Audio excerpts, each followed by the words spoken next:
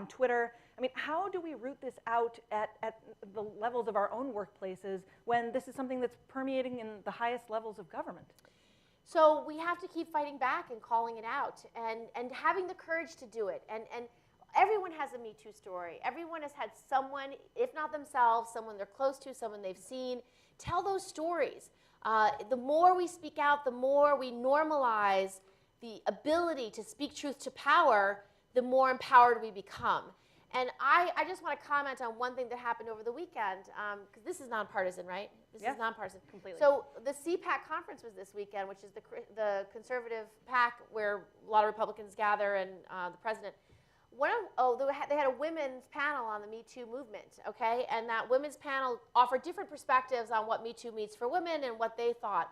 But one woman on the panel, in the last question asked, said, because the question was, what's making you really angry? What's the one thing you just can't tolerate? What's the one thing that's upsetting you deeply? And she said, I don't believe the Republican Party is calling out their own. I don't think we are speaking truth to power with our president, who was accused over a dozen times of sexual harassment and sexual assault. We aren't policing ourselves in Congress. We aren't holding ourselves accountable, and we should be, because this movement and moment is for all of us.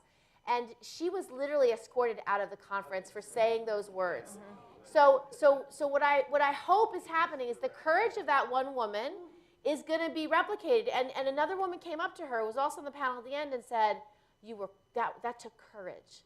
Now, she wasn't prepared to say that publicly at the panel at the time, but the fact that she recognized that as courage means we're moving forward. It means there will come a time when every woman and girl can speak out, no matter who she is, no matter what place it is, and not have to fear for retaliation. And that's why I work on legislation in sexual assault in the military, sexual assault on college campuses, ending the harassment laws in Congress that are overwhelmingly built to protect harassers and predators.